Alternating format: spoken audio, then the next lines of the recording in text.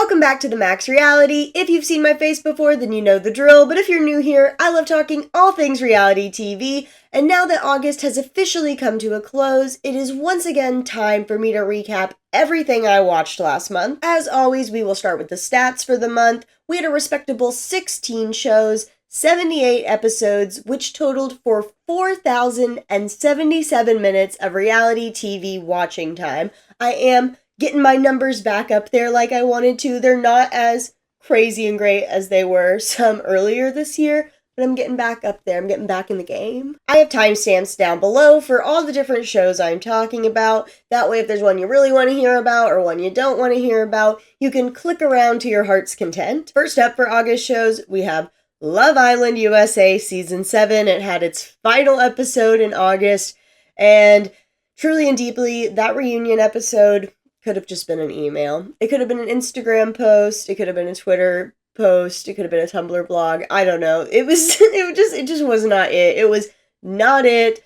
I also had just kind of gotten over it, by the time we got to the reunion. I wasn't as excited anymore. I kept forgetting when it was. And overall, it's just stale. I didn't even watch the whole reunion in one sitting. I started it and then got bored and I was tired. So I said, you know what? I'm going to go to bed. I'll finish this tomorrow. And I'm glad I did because it just wasn't that interesting. And I feel like that says everything there is to say for Love Island, at least in August. While the reunion wasn't good, if I'm giving a conglomerate overall score, I think I feel good giving Love Island Season 7 a 7 out of 10. It was a good time, wasn't the best time. I was very excited to watch it pretty much every week. I was talking with everybody about it, but were there things I didn't like? Also, yes. Feel comfortable at a 7. Another show that came to a close was Destination X. It was Season 1 of that show, and I really enjoyed it. I was a really big fan of Destination X. If I had to give it a rating out of 10, I'm thinking an 8? Generally, every week I was really excited to watch it. I was always looking forward to it. I thought the challenges were fun. I was really into seeing all the different cities they were in. And I'm excited for a season 2.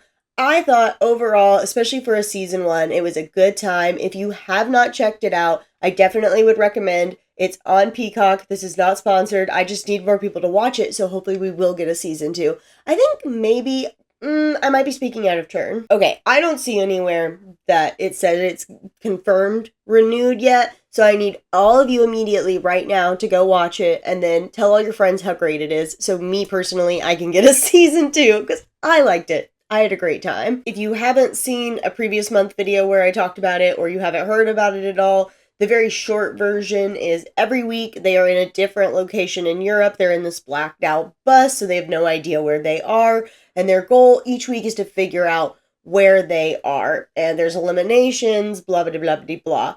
It's super fun. There's a lot of fun, cooperative games where they're all having to play together. But in the end, only one person is going to win the prize. Very much recommended if you like games like Survivor, Traders, not that they're exactly the same, but the same idea of they have to work in teams until they don't. Lots of fun game mechanics, interesting destination. I recommend it. A show that did not close in August, but did actually close recently, real time, thankfully, was Bachelor in Paradise Season 10. We were rooting for you. We were all rooting for you, Season 10. Listen, I stand by things I said last month. I do think this is an improvement over what they've given us. I loved the location. I loved the fact that I could actually hear them for once instead of just hearing crashing waves all the time. I was excited that there was going to be some new mechanics, but ultimately, was what we have watched over the past couple weeks good? No, just objectively, no, it has not been fun to watch, just overall. Everything just felt very half thought out. If that, I feel even saying half thought out is sometimes giving them credit. The games, just a lot of them didn't really work. The voting mechanic was really off. Just overall, it just didn't all function together to give us an enjoyable product. The only good thing to happen out of this show is Alex and Andrew and Jess and Spencer. I wish nothing but the best for those couples. Oh, and Jeremy and Bailey. Is that it? Is that everybody that got together? No, I don't know. If I'm forgetting somebody, I'm not doing it on purpose. I wish all the couples who came out of this the very best. But wow, just overall, like, it was just not made well. It was very upsetting. And I hope that the new Bachelor season 30, that Scott Teddy, who did this one, is doing, is going to be better than this was. I'm going to hope that some of why this was bad is because he kind of had to, like, take over this ship that, like, was already just in such a bad spot. Not that The Bachelor's not in a bad spot, but so much was wrong with Paradise. Paradise was, like, 100% broken, whereas The Bachelor, you know, there's some holes in the ship, but I don't think it's 100% broken. You know, that's my opinion on it, at least. I'm going to judge him more on Bachelor in Paradise. I feel like I'm giving him kind of a pass right now. Or sorry, I'm going to judge him more on Bachelor 30 than Bachelor in Paradise. Giving a slight pass for now, but it was not great to watch. It was not a fun time in my personal opinion. I think I would give overall Bachelor in Paradise like 4. That might be generous. 3 out of 10? Yeah, I feel more comfortable with that. 3 out of 10. Up next, we have 90 Day Fiance Happily Ever After, Season 9. It's... I do this every time I talk about 90 Day Fiance. It's fine. It's one of those shows, it's like... I feel like it's like cigarettes. Hear me out. Hear me out. It's one of those things that I do, and I know it's bad, but I enjoy it. But I'm not trying to make anybody else start doing it. Like, that's 90 Day Fiance. It's the same thing. Is that terrible? I don't think so. That's how I feel about the whole 90 Day Fiance franchise. If you like it and you're already in it, I'm like, yes, let's talk about it. If you're like, oh, I've never really seen it, like, don't. Stay away. You're better for it. Go, run free. I'm slightly lying. There is a person who lies in that middle ground who maybe has seen a few episodes and maybe hasn't really seen specifically 90 Day Fiancé, but has seen shows that I know lead me to believe that person would very much enjoy 90 Day Fiancé. So in that case, when they're in that middle ground, I see it more as like leading them to the light, rather somebody who's just completely removed. I'm not going to bring them into this terrible habit. You see what I'm getting at? Is that I feel like the logics. Anyway, I'm just trying to shake up my usual routine of talking about the 90 Day Fiancé universe instead of just giving my general notes. But I do like Happily Ever After. It is one of my favorites of the spinoffs. I've talked about it before. I like the higher stakes involved now that people are married in most cases. It just raises the stakes. Also, already knowing them from 90 Day, seeing that story continue, I'm always super into that. So I do rate this higher than a lot of the other 90 Days, and I think this has been a pretty good season. I think overall I'd give it like, I don't know, like a 6? Like a soft 6. I'd give this season a soft 6. I think one thing in particular I really like about this season of 90 Day Happily Ever After in particular is the fact that we have 3 couples that are living generally close together in Florida. It's very interesting to see them getting to interact with each other. I always love seeing the couples interact. That's why I love reunions. I love the in-between moments even more than anything else. I especially loved when they were all like staying at the same house or whatever they did. That was awesome. Last Resort, season 1 was, but season 2 was very good. It's just so fun to see these people, like, interact. All of them in, like, similar situations, but different. It just adds an extra layer that I love. Next up in the list, we have MasterChef Season 15. I have said this consistently every month that I have talked about this show. This season is so good. And thank God, because the last couple seasons were not good. Like, it was getting to that almost unwatchable. I was getting concerned. And this season has just felt like a complete breath of fresh air. Like, It is so much better. I love Tiffany. I love Tiffany. I think she is a huge part of just like the vibe shift of everything. Uh, the new kitchen is interesting. I like the duos dynamic. They've been experimenting with different things with like the regions and the generations, but I think the duos has been really fun. Overall, I'm excited for MasterChef every week, and I have not said that in forever. So I'm giving MasterChef a solid 8 out of 10. They're killing it. I am so proud of them because I love MasterChef. I love like all Gordon Ramsay shows pretty much, but MasterChef especially has like a special place in my heart, and I was getting so sad with the state it was in. So, very glad, very, very glad to see this new direction it's in. Speaking of Gordon Ramsay, the next show in our list is Gordon Ramsay's Secret Service Season 1, aka the crime rebranded like Kitchen Nightmares. If you haven't seen it, it's Kitchen Nightmares, but the twist is Gordon has an insider. It's whoever from the restaurant called him to come on the show, and it adds this like extra layer. Like Gordon goes in undercover to go look at all the kitchens at night while nobody's there and watches them secretly and busts in. But overall, the format is just Kitchen Nightmares. Like that's what the show is, but kind of camp. I like it when I am comparing it to like the most recent season of Kitchen Nightmares, because again, it really does feel like the same exact show, just with like a different layer over the top.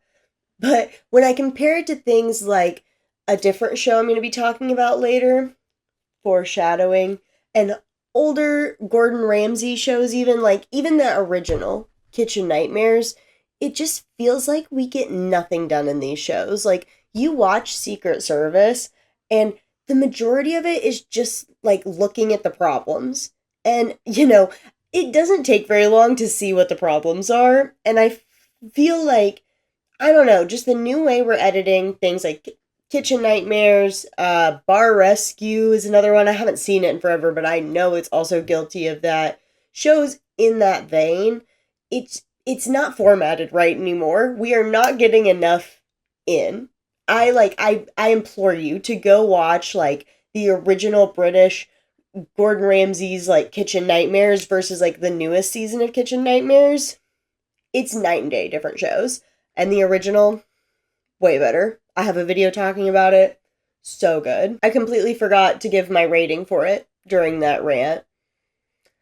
I'd give it a 5. I'm being generous. Again, I'm giving it the rating, comparing it to things that are on TV today with it while it's airing. I'm not really like comparing it to the older stuff, even though when I do, it makes me so, so sad about the recipes we've lost. Anyway, I'll give it a 5. It's fine. It's doing what it does. I do enjoy watching it. I get a giggle with Gordon Ramsay being like, "Ooh, we're undercover. Oh, we're here in the darkness. Oh, I'm whispering. Oh, I'm secretly getting in." Like, yeah, it's really camp. It's really funny. So, 5. Then we have Below Deck Season 12. I feel like this has been a good season of Below Deck. I have very much enjoyed Captain Carey. I love Captain Carey. I was really excited when I heard he was going to be Captain Lee's replacement because I really enjoyed him on the adventure spinoff they did. I love Fraser. I think he's a great Chief Stew. I think this has been a really good season, especially since the bosun has changed. I feel like overall the ship's running mostly well, but also enough that not well that we're, getting some fun drama. I think the mix has been pretty good of drama between the crew members versus drama of like having bad guests or a charter going wrong, which is very nice because I feel like when it gets heavy on either side, especially when it's just crew heavy and it's just them fighting all the time, it really drags down the whole season. I feel like it's been a nice, interesting mix. We even had the little boat failure going on. We had the lady who was getting escorted off by the cops. Overall, I've had a lot of fun watching this season. And I don't know, I feel like I haven't had like a whole lot of fun with a lot of Below Deck seasons in a while. So I'm going to be generous and I'm giving it a 7. That rating might change because the season is not over yet. I am subject to change. Any of these shows that have not ended yet, that rating can change. But for now, I'm giving it a solid 7. I'm proud of Below Deck. I also talked about this in a previous video. Similar to Bachelor in Paradise, they've kind of switched up their editing style just a little, but it's noticeable to, like, me. I have noticed very much, and I very much appreciate it. I feel like they've been a lot clearer with, like, what day of charter we're on, a lot clearer with the timeline, giving us a lot more information, like, in the little chyrons and things like that, the in the moment items we get, those video interviews. I just feel like overall it's been edited a lot better. So, kudos. Thank you, Below Deck. I hope we continue this behavior with Below Deck Mediterranean that's coming up next, which is my personal favorite. That's hard for me. I love Below Deck. It's always hard. I always say one's my favorite, and then I'm like, Anyway, next in our list is The Snake. This was another brand new show, and it concluded in August, and I overall liked it. It was a season 1, and I don't know, it didn't quite hit for me. It's one of those shows where if it does get a season 2, I'll definitely check it out. I'll even be excited to check it out. But I'm not like sitting here manifesting a season 2 like I am for Destination X. And it kind of frustrates me because I can't even put my finger on exactly what's off for me, but something about the whole mechanics of everything just wasn't quite right. I don't know if it was an editing thing, I don't know if it was a producing thing, but I don't know, like, I feel like I would get some momentum and be really in, and then there'd be an episode or two that was just, like, really flatlined. So, I don't know. If there's a season 2, I'll definitely check it out. But for now, I think I have to just give The Snake a solid 5. I think it did a lot of things right for a season 1. Number 1, I think the cast was really interesting. I was interested in a lot of the different people that were on the show. I thought a lot of the games, not all of them, were interesting and fun. I also even liked their way that they did elimination. If you didn't watch it, how they eliminated people each week is somebody would get the title of the snake for winning a challenge, and they would start like a chain reaction where they would pick somebody from the snake pit, so literally anybody but them, because they're safe because they're the snake, and they save that person. And this continues on. The person they saved gets to pick somebody until there's only 2 people left, and then the person who's the snake gets to pick at the very end who gets to stay and who gets eliminated. I just thought that was a really fun and interesting mechanic. You had to rely a lot on alliances, and then you're kind of having to admit alliances out loud by saving people. I really liked that whole thing. I also liked how they did the ending. If you have not seen it yet, this has interested you, and you want to go watch it now and not be spoiled, skip ahead to the timestamp. But anyway, I liked them bringing back only the people who had made it to the snake position. I thought that was cool, because at first I thought they were just going to bring back everybody, which everybody does, blah, blah, blah, blah. But only bringing back the snakes, I did. I liked that little twist. And I liked that they had to keep voting until there was only one person who got to make that decision.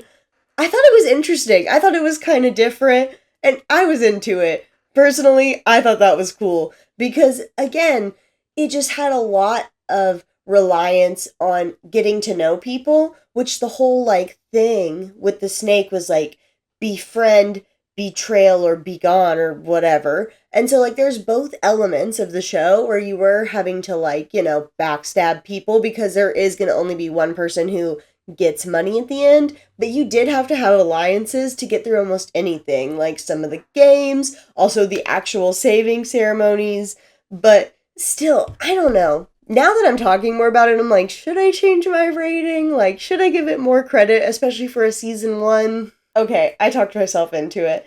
I feel like, especially after thinking about the fact that I gave Secret Service a 5, I do think the snake is doing more good things than Secret Service is, so I'm bumping it up to a 6. I'm still not, like, manifesting a season 2 necessarily, but I am bumping it up. I'll give it that. I'll give it that. Watch me. I'm gonna get to my year-end video where I'm like ranking all of these shows, and I'm gonna have such rose-colored glasses. I'm gonna rank this so high. I'm gonna totally forget all this stuff and be like, you know what? That was actually like a really good time.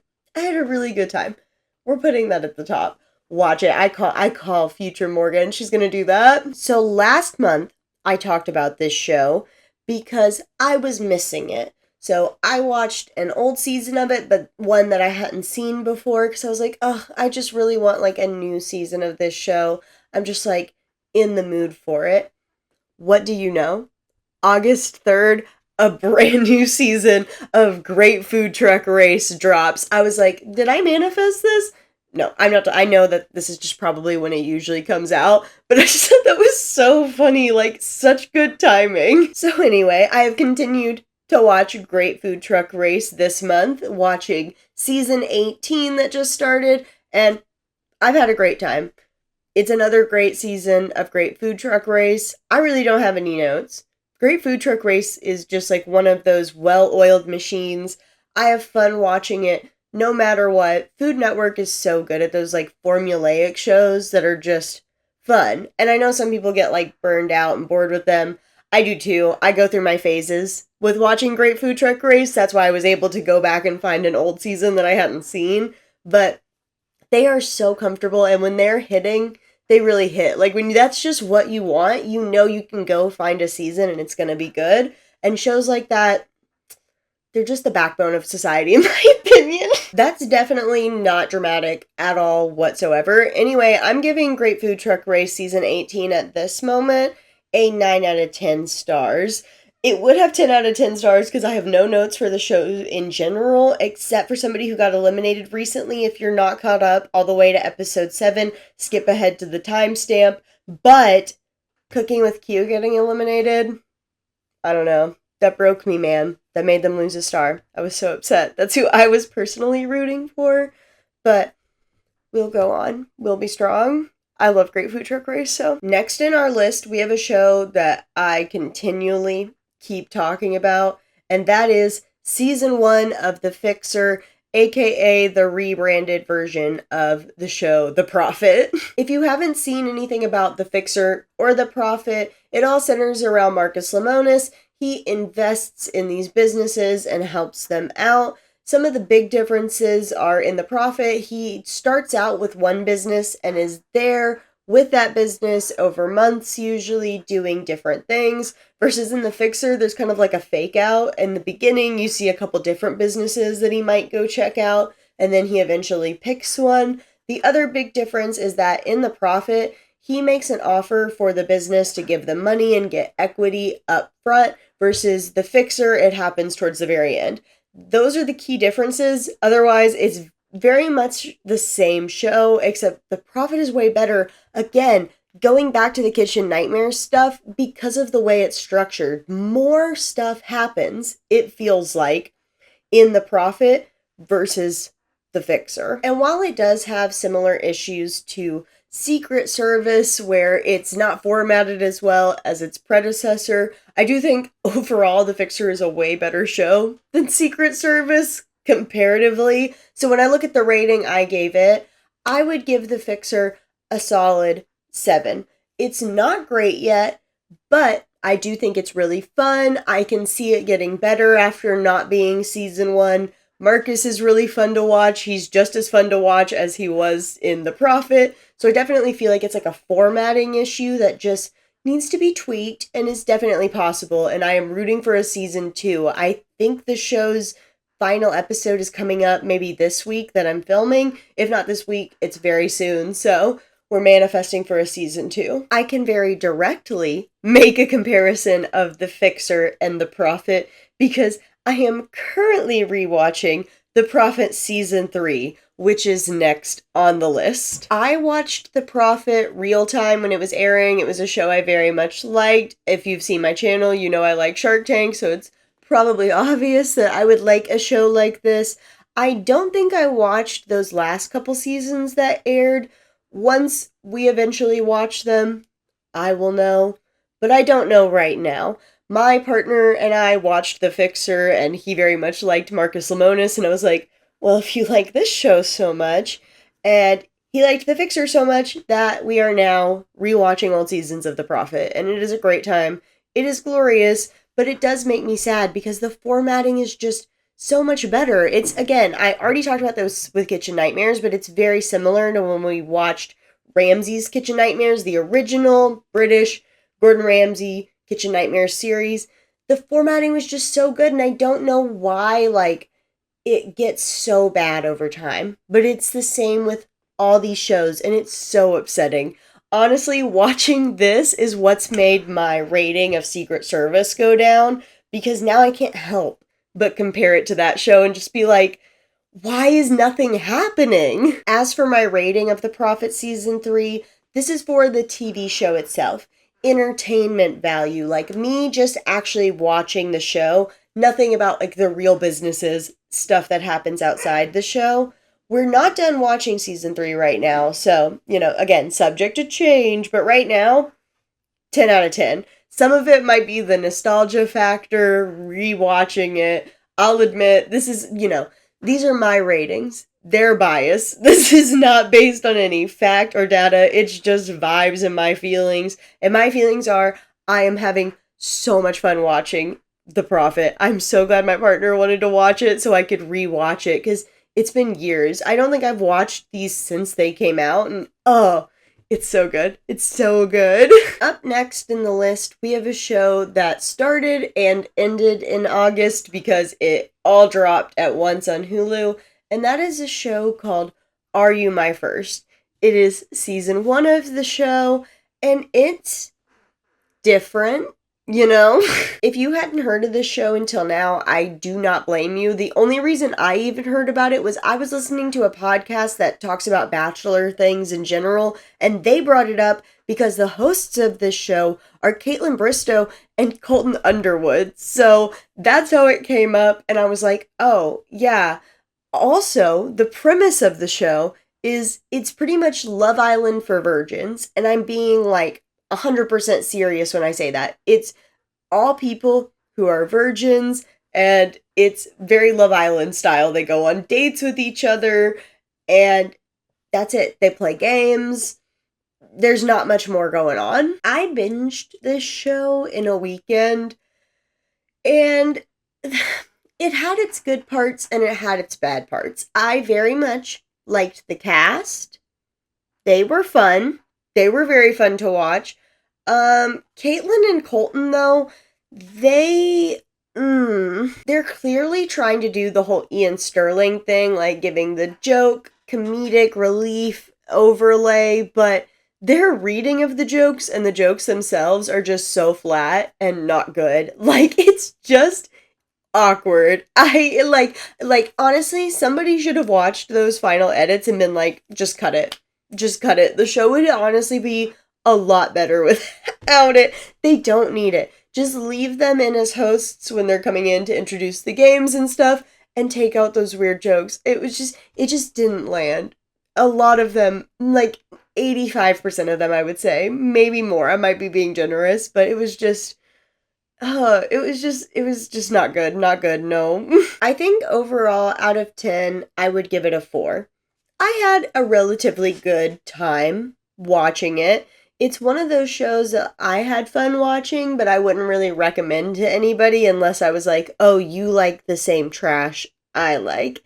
You would like this. I'm not going to recommend it to just like your average, normal person. It's also one of those where if it got a season 2, I would definitely watch it because I would be curious, but I'm not like sitting here hoping and praying for a season 2. So I think 4 is a very good category for Are You My First? Next in the list is another brand new show from Food Network this time called Chef Grudge Match. It's also fine. The premise for this one is you have 2 chefs that have some sort of grudge, and they go against each other in a culinary battle.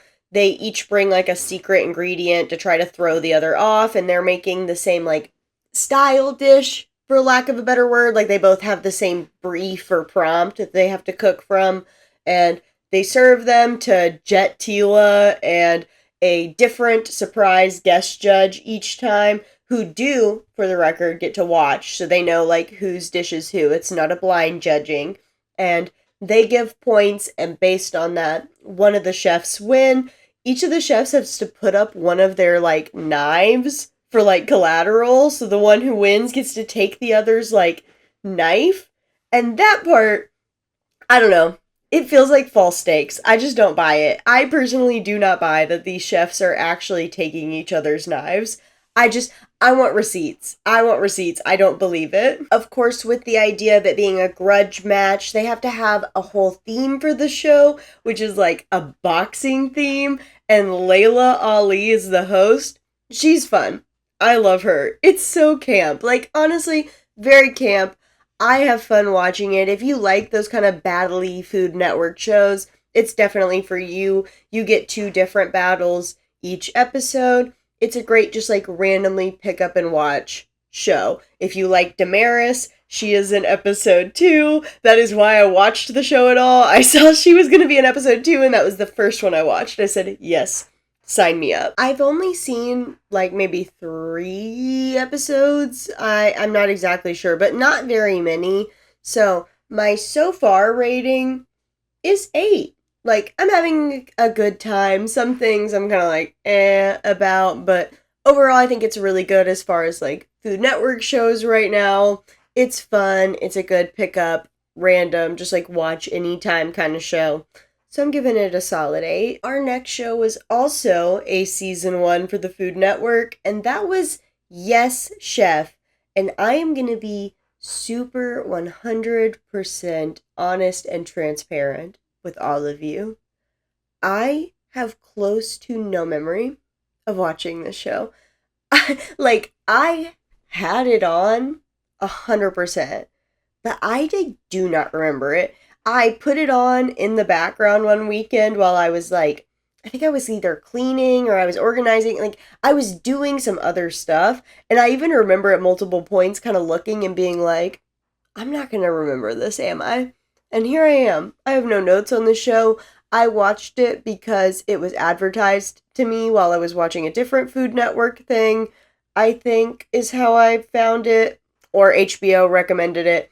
I don't know. One of those things. It randomly got recommended. I binged it over a weekend while I was doing other stuff and no memory. It was a cooking show. It was fine. It was here. It was there. I don't know. No opinion. So for this rating, hear me out. I know I didn't pay much attention, but I know myself as a person. And there have been times where I've been in this exact situation. I'm working on a project, I'm cleaning, and I pick a reality show to binge. And I start it, and it's so good that I realize I cannot watch it while I'm doing other stuff. The Devil's Plan from Netflix is a perfect example of that. So, if this show was that good, I would have stopped, watching it and actually, saved it so I could pay attention to it. And because of that, I'm going to give it a 4 out of 10. Maybe I'm wrong. Maybe I should rewatch it. But for now, that's my rating on it. Staying on the path of Food Network, I decided to watch Worst Cooks in America season 29 this year. And it was weird because I had decided to watch this because Anne Burrell had been in a couple shows I had watched lately. And if you've been watching any of my other monthly recaps, I've recently gotten more back into cooking shows. I used to be into them, kind of fell out, got back into it recently. And she had been on House of Knives and she had judged a couple things. And I was like, oh, I should watch Worst Cooks again. Because it was one of those shows I would like randomly watch episodes of here or there, but never really dedicated a season to. So I was like, next new season, I'll watch it. And then all the news about Anne came out, and so it made the news and the show a lot heavier. And my heart goes out to her and her family and everybody at the Food Network. And that is that. So with all of that, I might be being super biased, multiple reasons. A, because of Anne Burrell. B, because I haven't gotten to watch like a full season of this. If I have, it's been like years. And being so back into cooking shows and also being a theater kid, this season was so good. Also having Chef Gabe. He was just in 24 and 24, which I love, so I was very excited to see him. And this was just such a good season. I had so much fun watching this season, and I can't give it anything but a 10 out of 10. If you're confused about the theater kid comment, and if you don't know anything about Worst Cooks in America in general, the show centers around the idea they get people who don't know how to cook, put them through a boot camp until two people at the end go head to head until somebody wins, most improved. Yay. And there's always two different teams. There's always two like main judge hosts people. One of them is usually Anne Burrell. She's like a staple of Worst Cooks in America. And this particular season, all of the contestants were performers of some sort or another. There was like a clown, there was a rollerblader, like so many different things. It was fantastic. Some of you out there who love the internet like I do may know a little known person called Glozell. Yes, they were on Worst Cooks in America. It was so funny. I saw her and I said, I. It was exciting. It was a great time. So if you ever saw any Glozell video, I feel like you're obligated to go check out at least this season of Worst Cooks in America if you have never tried the show out. I'm just saying, I don't make the rules. I just disseminate them. I just let you all know. And very last, and maybe least on the list, unfortunately, is Perfect Match Season 3 from Netflix. There's lots of opinions about anything and everything. I mean, number one, the fact that we all already knew that AD and Ollie were together, so there was no suspense in that storyline, and then we all, well, not everybody, but lots of people on the internet saw Louis out there posting with other people, so it was like, they're probably not together. All the stakes being lost did definitely affect the season. I'm not gonna lie. I also absolutely hated the part where they took away AD and Freddie. It didn't work. I don't know. There were just so many things that like almost worked but didn't, and it was so frustrating to watch. I'm gonna give Perfect Match Season 3 a 5. And I feel like I'm being slightly generous, but I I don't know. I think it might be me being a little delusional, but I also have a little hope. Hear me out. There are structurally good things about Perfect Match. They are getting so close to being there, but then it's just like they fumble those little things, and if somebody could come up and just tie up those loose ends and really make the show like flawless, it'd be so good. And also, when I look at what I've rated other things for August, I think it's only fair to give them a 5. I think they're doing what you expect from Perfect Match. It is a season 3. That's part of why I'm giving it this rating. It's like, it is what I expect, but next season, I expect better. I'm just saying. And that is a wrap on all the different shows I watched in August of 2025. If you made it this far in the video, seriously, thank you so much. It means the world to me. If you liked the video, don't forget to like it down below. If you like reality TV content, check out the channel and subscribe. It is a good time over here. As always, I want to hear your thoughts, feelings, opinions, comments, all that and more down below. And until then, I'll see y'all in the next one.